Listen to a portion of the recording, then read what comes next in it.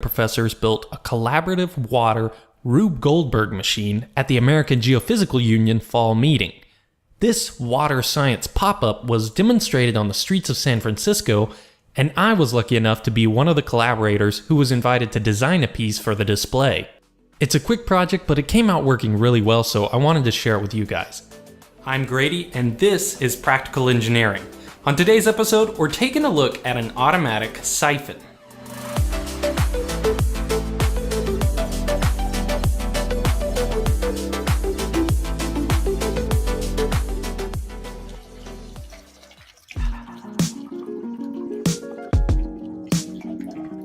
You've probably made a siphon before, and if so, you probably have at least a cursory understanding about how it works. The fundamental principle is based on hydrostatics, or the relationship between the height of a fluid column and its pressure. At the highest point in a siphon, the pressure is actually lower than atmospheric pressure, also known as a vacuum. This allows atmospheric pressure to push the water up over the peak of the siphon, so gravity can carry it the rest of the way. For most situations, that's enough theory to describe your typical siphon. It's a very convenient way to drain a reservoir or transfer a liquid without a pump. But a siphon still requires some help to get started, also called priming. There's the classic way of using your mouth to prime a siphon, but that only works for short, small tubes and with liquids that are safe for human consumption. Not that it stopped countless people from ingesting a mouthful of gasoline trying to borrow some from a vehicle or drain the tank on a lawnmower. For larger applications like draining a pond, you have to get a bit more creative. The typical way to do this is to have a valve at the downstream end and a port at the crest of the siphon. With the valve closed, you can fill up the pipe with water from the port.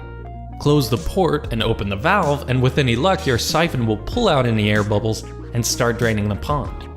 But there are certain cases where it would be nice to be able to create a siphon without any intervention. A self-priming or automatic siphon, the next level of siphonry. And this project is an example of just that. This is a demonstration of a bell siphon, which I built out of an acrylic sheet and a piece of clear pipe. A bell siphon has three basic parts: a reservoir, the bell, and a riser. Here's how it works. As the water fills the reservoir, the surface of the water is equally exposed to atmospheric pressure.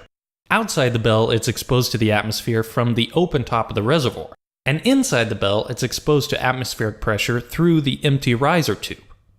As the water rises, it eventually forms a seal over the riser tube inside the bell, closing off the bell's connection to the atmospheric pressure.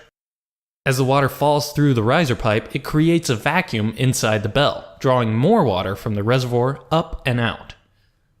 Eventually, the water level in the reservoir drops below the bell, allowing air to enter and breaking the siphon. As the remaining water drains from the riser, the pressure inside the bell returns to atmospheric and the process starts all over again. Here's a clip showing the entire process.